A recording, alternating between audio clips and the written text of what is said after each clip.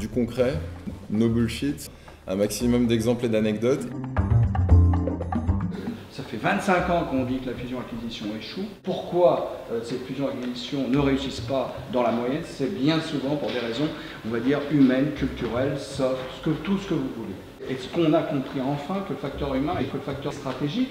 60% des deals sont des échecs, concrètement. Mais en revanche, quand il y a une entreprise qui est inscrite au classement Great Place to Work, ce taux d'échec descend à 40%. Donc on gagne 50% de succès quand il y a une entreprise qui prend plus en compte le capital humain.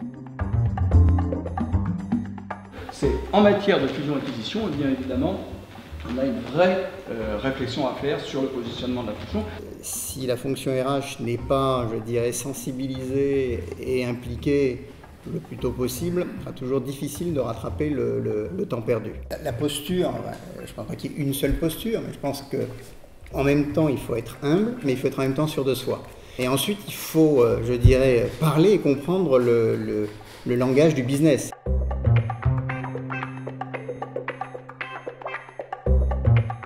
Les compétences critiques se matérialisent par des personnes critiques. Des bonus de rétention, tout ça, on sait faire et on agit aussi sur ces leviers-là. Mais ça va concerner qu'une toute petite frange, je dirais, soit d'experts, soit de cadres dirigeants. Et pour le gros des troupes, c'est vraiment l'engagement au travers du management et du management de proximité. Le problème qu'on a à gérer dans les fusions-acquisitions, c'est les problèmes de stress. Et ce qui est intéressant, c'est les problèmes de stress, non seulement des personnes acquises, mais également des personnes à laquelle on... Donc tous ces outils-là qui sont à disposition, le coaching, l'accompagnement, il est important de continuer à les utiliser et les utiliser pleinement. Ce que l'on a décidé, c'était pendant les 12 mois qui restaient, de garder quand même une petite équipe projet intégration pour accompagner, on va dire, un peu plus les affaires courantes. Et tout ça, ça passe par la com.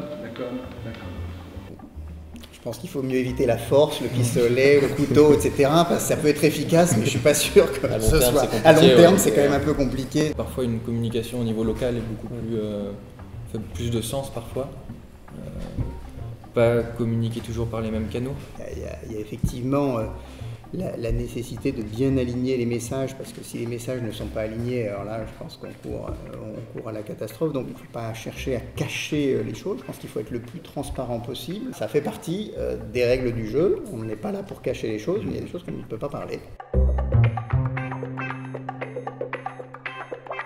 On a réussi à mettre en évidence cette preuve qu'une meilleure prise en compte du capital humain permet une meilleure risque de réussite des deals. Il ne faut pas attendre l'opération pour commencer à faire quelque chose. La prochaine opération, elle commence maintenant, et donc allez-y, vous avez un guide pratique à destination des RH, mais pas que.